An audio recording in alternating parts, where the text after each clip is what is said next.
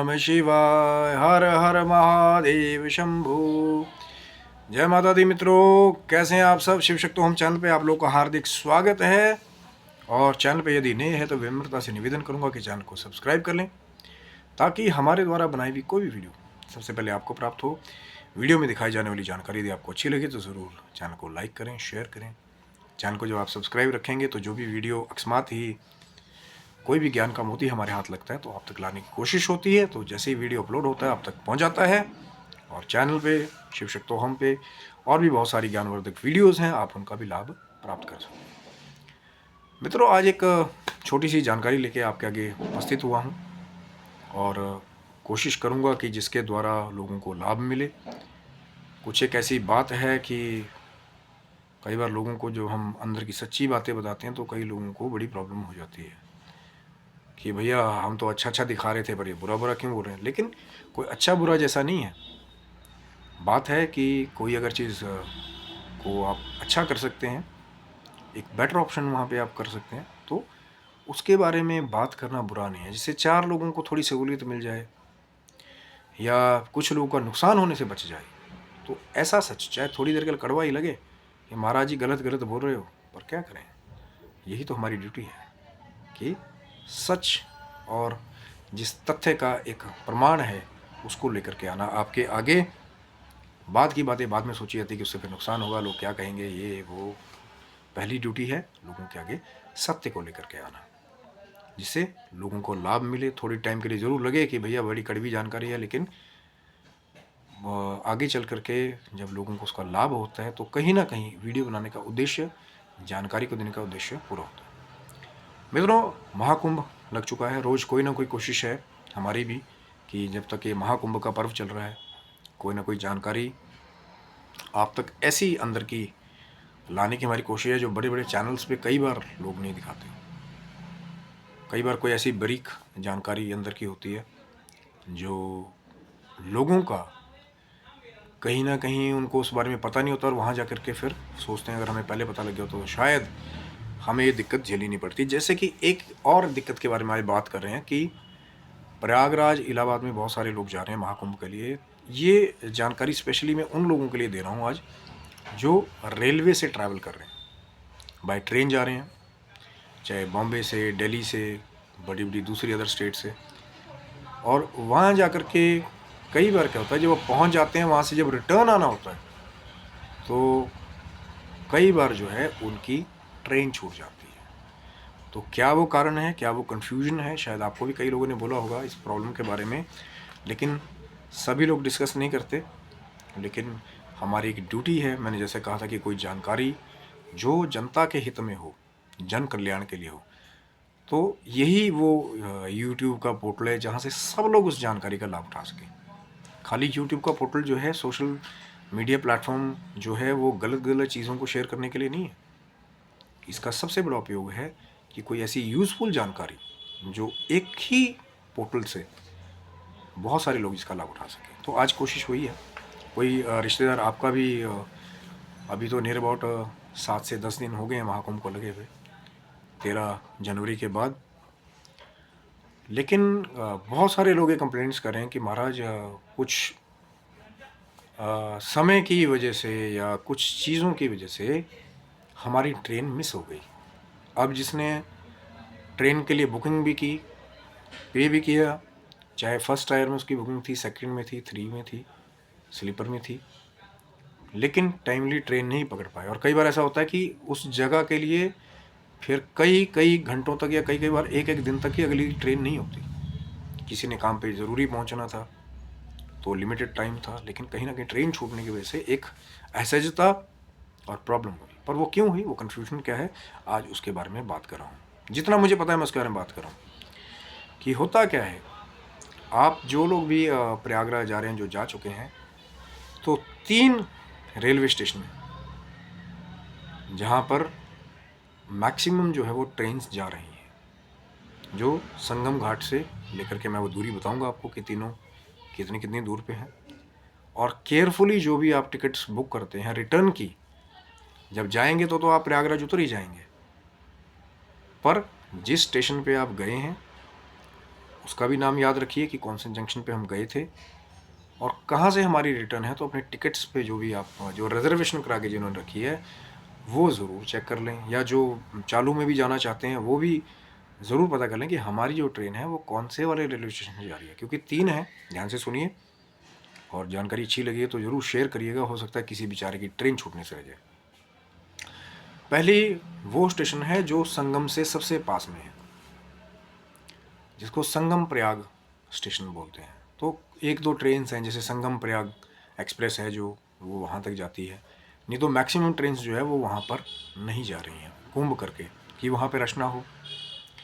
जैसे ही आप संगम जहाँ पे स्नान करते हैं, त्रिवेणी संगम, संगम घाट से जब आप स्टेशन के लिए निकलते हैं, जैसे कि मैं बात करता हूँ, यदि आप लक्ष्मी द्वार से कुंभ से आप निकले, 17-18 नंबर पुल जो पड़ता है 17 सेक्टर के पास वाला, अगर वहाँ से जा रहे हैं तो लक्ष्मी द्वार क्रॉस करने के बाद सबसे पहले एक ऐसे हाईवे जैसा आता है, उसके नीचे एक रेलवे स्टेशन है। तो कई बार लोग बड़ी खुशी से ना, जब पैदल चल रहे होते हैं, क्योंकि पहले ही इतना पैदल चल के आ रहे होते हैं, तो खुशी से वो लोग क्या करते हैं कि उनको लगता है भाई अब ये तो रेलवे स्टेशन आ गया, नीचे रेलवे आ गई।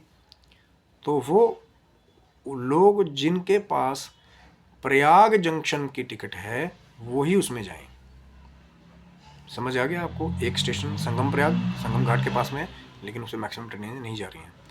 जो ट्रेनें जैसे जो नियर बाई लोकेशन को कनेक्ट करती हैं, जैसे गोरखपुर, लखनऊ, कानपुर, और एक ऊंचाहार एक्सप्रेस है जो अगर जैसे आप वाया दिल्ली चंडीगढ़ की तरफ से आ रहे हैं तो ऊंचाहार ही जो है वो प्रयाग जंक्शन के ऊपर जा रही है, और वो आपको प्रयाग जंक्शन से ही आपको पकड़नी पड़ेगी। आपके टिकट के ऊपर लिखा होगा प्रयाग जंक्शन। अब कई आकर के मेरे को बोलेंगे भाई हमारी टिकट पे तो प्रयागराज जंक्शन लिखा हुआ है। मैं उसके बारे में तभी तो मैं एक बात कर रहा हूँ ना, कन्फ्यूजन क्यों हो रही है। तो जिनकी भी ट्रेन या तो ऊंचाहार एक्सप्रेस है, पर अपनी चीज़ों को आप ऑनलाइन चेक करते रहें कि कहीं ऐसा ना हो कि ट्रेन्स जो है वो एक दूसरे प्लेटफॉर्म पे उनको चेंजिंग की गई हो। तो अपडेट भी रखें अपने आप को, जो है जो आप स्टेटस चेक करते हैं ट्रेन का, तो वहाँ पे स्टेशन का नाम ज़रूर चेक करें। अगर प्रयाग जंक्शन है तो वो जो हाईवे के नीचे वाला मैं आपको बता रहा हूँ कि संगम से आप निकले बैंक रोड की तरफ आप जाते हैं तो सबसे नीचे हाईवे के नीचे ही वो जंक्शन है। तो वो लोग जो कनेक्ट करते हैं जैसे गोरखपुर, लखनऊ, और सिर्फ ऊंचाहार एक्सप्रेस जो दिल्ली की तरफ जाती है या चंडीगढ़ की तरफ जाती है या उसके बाद फिर पंजाब के लिए जाती है, वो सिर्फ प्रयाग जंक्शन से मिलेगी। अब लोग क्या करते हैं कि प्रयाग जंक्शन को भी कई लोग मिस कर देते हैं, तो वो पहुंचते हैं जो सबसे बाद वाला स्टेशन है दूर वाला संगम घाट से, वो है प्रयागराज जंक्शन। सिर्फ नाम का ही फ़र्क है, एक प्रयाग जंक्शन है और एक प्रयागराज जंक्शन है। और इसी कन्फ्यूजन में जो 2-4 किलोमीटर का जो सफ़र है, कई बार लोगों को क्या होता है कि अब पता लगे कि भैया पूरे टाइम पे निकले हैं संगम से, अब टाइम भी नहीं बचा है और सवारी भी नहीं मिल रही है, तो फिर आपकी ट्रेन छूटने के चांसेस बहुत ज़्यादा हो जाएंगे। और कई लोग तो बेचारे ऐसे हैं कि ऊंचाहार एक्सप्रेस जिन्होंने प्रयाग जंक्शन से पकड़नी थी वो प्रयागराज जंक्शन पहुंच रहे हैं जाके दूर वाले पे, कि 2-4 सवारी बिठाई, हाँ हाँ जी स्टेशन छोड़ देंगे, प्रयागराज जंक्शन वाले पे छोड़ दिया, वहाँ से उन्होंने जी आपको पहले ही एक तो रोका हुआ है, वहाँ से 2 किलोमीटर आप पूरा रेलवे स्टेशन का कर्व लेंगे, जब तक वहाँ पहुँचेंगे तो बताएंगे भैया आपकी ट्रेन तो यहाँ से है ही नहीं, आपकी ट्रेन तो प्रयाग जंक्शन से, ये तो प्रयागराज जंक्शन है। और प्रयागराज जंक्शन कौन सा है? सबसे दूर वाला स्टेशन है संगम घाट की तरफ से, नियर अबाउट 7 या 8 किलोमीटर्स, और बैंक रोड की तरफ से भी उसका रास्ता जाता है। जब प्रयाग जंक्शन आ गया उसके बाहर से ही बैंक रोड से फिर आप प्रयागराज जंक्शन की तरफ जा सकते हैं, जहाँ से मैक्सिमम दिल्ली, बॉम्बे, चंडीगढ़ और अदर स्टेट्स जैसे बिहार, जो बड़ी बड़ी स्टेट्स हैं वो प्रयागराज जंक्शन पे आ रही हैं। जैसे कि जो हमारी ट्रेन की हम बात करते हैं, नेताजी एक्सप्रेस की बात करते हैं या जम्मू तवी की बात करते हैं, तो ये ट्रेनें जो हैं वो प्रयागराज जंक्शन के ऊपर आ रही हैं। प्रयागराज जंक्शन याद कर लीजिए। तो ट्रेन के ऊपर आपकी टिकट्स पे ज़रूर चेक करें। अगर जैसे आप संगम प्रयाग एक्सप्रेस पकड़िए तो संगम प्रयाग स्टेशन, ऊंचाहार है तो प्रयाग जंक्शन, नेताजी जम्मू तवी है तो प्रयागराज जंक्शन, जहाँ से मैक्सिमम गैदरिंग जो है इंडिया के थ्रू आउट आ रही है। क्योंकि सिर्फ एक मैंने बात की ना कि ऊंचाहार ही एक ऐसी एक्सप्रेस है जो प्रयाग जंक्शन के ऊपर जा रही है और प्रयाग जंक्शन से ही आपको पकड़नी पड़ेगी। चाहे आप दिल्ली के लिए जा रहे हैं, बीच के कहीं कानपुर के एरिया आ रहे हैं, या चंडीगढ़ के लिए जा रहे हैं, या फिर पंजाब वहाँ से आगे जा रहे हैं। तो ये नॉलेज ऐसी है कि इन्हीं की वजह से मैक्सिमम लोगों की ट्रेन्स जो है वो छूट जा रही हैं। तो उद्देश्य वही है, कोई किसी की कोई निंदा नहीं, कोई क्रिटिसिज्म नहीं, पर एक प्रॉब्लम है जो कहीं ना कहीं शायद समय की वजह से या शायद नॉलेज ना होने की वजह से लोग फेस कर रहे हैं। कई लोग, ट्रेन छूट जा रही है, सामने से देख रहे हैं। अभी खड़े हैं प्रयागराज जंक्शन में, जी हमारी ट्रेन तो 8:45 है। अब भाई साहब जो वहाँ पे आ रहे हैं बोल रहे हैं कि भैया आपकी ट्रेन तो यहाँ से है ही नहीं, ऊँचाहार तो प्रयाग जंक्शन से, आप खड़े हो प्रयागराज जंक्शन में। अब जब तक वापस जाने की सोचोगे तब तक शायद हो जाए, देर हो जाए। लेकिन एक और अच्छी चीज़ वहाँ पे क्या हो रही है कि जिसका फ़ायदा भी कई लोगों को मिल रहा है कि ट्रेन्स जो हैं, जो प्रयागराज जंक्शन वाली भी हैं या प्रयाग जंक्शन वाली है, कई बार ट्रेनें 1-1 घंटा डिले हो रही हैं, 2-2 घंटा डिले हो रही हैं। शायद मौसम की वजह से भी, धुंध का मौसम अभी थोड़ा थोड़ा खुलने लगा है, या जो पैसेंजर ट्रेनें चलाई गई हैं कहीं ना कहीं उनकी लाइन क्लियर ना होने की वजह से, होता है ना एक ही लाइन पे 2-2 3-3 ट्रेनें इकट्ठी हो जाएं तो पीछे वाली ट्रेन को थोड़ा रुकना पड़ता है कि लाइन क्लियर होगी तो आगे जाएगी। तो इसका बेनिफिट भी लोगों को कहीं कहीं मिल रहा है कि ट्रेनें 1-1 1.5 घंटा डिले हो जा रही, जिनकी रिटर्न टिकट्स हैं। अब पहली बात तो मैं फिर पहले भी मैंने किसी वीडियो में बात की थी, आज फिर बात कर रहा हूँ कि कम से कम अगर आपकी ट्रेन मान लीजिए 9:40 मॉर्निंग की है तो कम से कम 5:30-6 बजे तक आप जो है संगम से निकलिए। कि अगर सवारी आपके पास नहीं आपको मिली, कोई पर्सनल व्हीकल नहीं मिला, पैदल आपको बैंक रोड तक चल के जाना पड़ा, आप दिक्कतें स्पेशली ज़्यादा उनके लिए जिनको प्रयागराज जंक्शन जाना है, जो ज़्यादा दूर है। जैसे संगम से निकले प्रयाग जंक्शन तो आपको 2-3 किलोमीटर चले, हाईवे के नीचे ही आपको मिल जाएगा। लेकिन जिनको प्रयागराज जंक्शन जाना है, उनको दूर जाना है, 7-8 किलोमीटर का सफ़र तय करना है, तो उतना टाइम भी होना चाहिए ना अगर सवारी नहीं मिलती है तो। क्योंकि अर्ली मॉर्निंग अगर आप 5-6 बजे निकल रहे हैं, हाँ रात की ट्रेन है तो दिन में तो ईजी होता है कि आदमी ने दोपहर का लंच वंच किया तो 3-4 घंटे पहले निकल गया। क्योंकि मैंने पहले भी किसी वीडियो में बात की है कि रेलवे स्टेशन जैसे ही आप पहुँचेंगे तो वहाँ से भी आपको 2 किलोमीटर का कर्व लेना पड़ेगा, तब जाके वहाँ चेकिंग होकर के आप टिकट्स दे करिए। अगर रिजर्वेशन है तो कई बार 5 नंबर जो काउंटर बनाया गया वहाँ से आपकी एंट्री है, और जो दिल्ली के लिए जैसे तो 4 नंबर पे है, किसी के लिए 2 नंबर पे बनाया गया, जैसे बिहार के लिए, दरभंगा के लिए जा रहे हैं। तो वो इन्फॉर्मेशन भी ऑनलाइन जो है आप अपडेट रहें कि कोई चेंजेस तो नहीं है उसमें, फॉर सिक्योरिटी रीजंस। क्योंकि स्पेशली आगे के जो कुछ खास स्नान है, जैसे बसंत पंचमी का है, मौनी अमावस्या से आने वाली है, तो मैक्सिमम क्राउड देखने को मिलेगा। फिर क्राउड वाली जगह में फिर स्टेशन भी पहुंचना है टाइमली। तभी मैं कह रहा हूँ कि अगर आपकी ट्रेन है तो कम से कम 3, सवा 3, 3.5 घंटे पहले आप संगम से निकलिए, तो हो सकता है कि आप ट्रेन के टाइम पे पहुंच जाए। हाँ, अगर आपको लक फैक्टर मिल गया, जो कईयों को मिला, कईयों के साथ वार्तालाप भी हुआ, आगे भी शायद मैं शेयर करूँगा, तो 1-1 घंटा जब ट्रेन डिले हो जाती है तो आपको 1 घंटा मिल जाता है कि भैया अभी तो ट्रेन पहुँची ही नहीं है। पर ज़रूरी नहीं है कि हर बार ही ऐसा हो। अभी मौसम थोड़ा थोड़ा खुलने लगा है, पहले फॉग की वजह से, धुंध की वजह से कई बार ट्रेनें डिलेज हो जाती हैं, लाइन ना क्लियर होने की वजह से, पैसेंजर की वजह से। और दूसरी बात ये है कि ट्रैवल कर रहे हैं ट्रेन से तो भी जो आपकी ज्वेलरी है, आप संगम के बीच में भी जा रहे हैं, वहाँ से रेलवे स्टेशन जा रहे हैं, भीड़ है, भड़का है, बहुत ज़्यादा एक्सपेंसिव ज्वेलरीज जो है वो कैरी ना कीजिए। बहुत ज़्यादा सामान है वो भी कैरी ना कीजिए, क्योंकि उठा के अगर सवारी नहीं आपको मिलती है, खुदा ना खास्ता आप अर्ली मॉर्निंग निकल रहे हैं या रात को निकल रहे हैं, तो फिर आपको वो लगेज उठा करके रेलवे स्टेशन तक जाना पड़ेगा। और वहाँ जब रेलवे स्टेशन पहुँचेंगे तो फिर वही, अगर प्रयागराज जंक्शन है तो फिर वही 2 किलोमीटर का कर्व फिर से। क्योंकि वहाँ से जो रास्ते पे आप पहुँचेंगे स्टेशन पे, वहाँ से सिर्फ निकलने वालों को निकलने दे रहे हैं। तो जिन्होंने एंट्री करनी है यहाँ से जा कर के रिटर्न, तो फिर उनको 2 किलोमीटर घूम के, उसके बारे में मैं पहले भी बात कर चुका हूँ, वीडियो आप लोग चेक कर सकते हैं कि क्या थोड़ी सी प्रॉब्लम्स आम जनता को थोड़ी सी है वहाँ पे। महाकुंभ के महामानव आप चेक कर सकते हैं, या महामानव महाकुंभ में उसको चेक कर सकते हैं। शिव शक्तोम चैनल पे मैंने वीडियो ऑलरेडी अपलोड किया हुआ है। पर उद्देश्य उसका क्या था कि जो थोड़ी सी दिक्कतबाजी अगर किसी अच्छे ऑफिशियल के पास वो वीडियो पहुंच जाए तो हो सकता है कि वो उसमें तब्दीली कर दे, थोड़े दिन की तो बात है ना, 26 फरवरी तक ही महाकुंभ रहेगा। तब तक तो थोड़ी चेंजेस कर सकते हैं, अगर कर सकते हैं तो। कोशिश तो यही है कि थोड़ा सा, जो पहले ही बेचारे इतनी दूर संगम पैदल चल के आ रहे हैं, चाहे बुज़ुर्ग हैं, महिलाएं हैं, बच्चे हैं, फैमिली के साथ जा रहे हैं जो लोग, तो उनकी उस कष्टप्रद यात्रा में थोड़ा सा उनको रियायत मिल जाए, इसीलिए मैंने वीडियो पर बहुत सारे लोगों ने उसका सपोर्ट भी किया। लेकिन कई तो ऐसे हैं कि वो कुंभ में गए भी नहीं, कुछ देखा नहीं, और उनको तो ये लगता है कि भैया बस ये तो उस पार्टी का, इस पार्टी का, ये वो फलाना निमकना। तो सोचिए कि अगला बंदा क्यों चीज़ को क्रिएट कर रहा है, पहले उसको समझिए। अगर आपने खुद रियली वहाँ जा कर के चीज़ें नहीं देखी हैं तो क्रॉस कमेंट करने से पहले थोड़ा सा सोचिए, लिटिल बिट।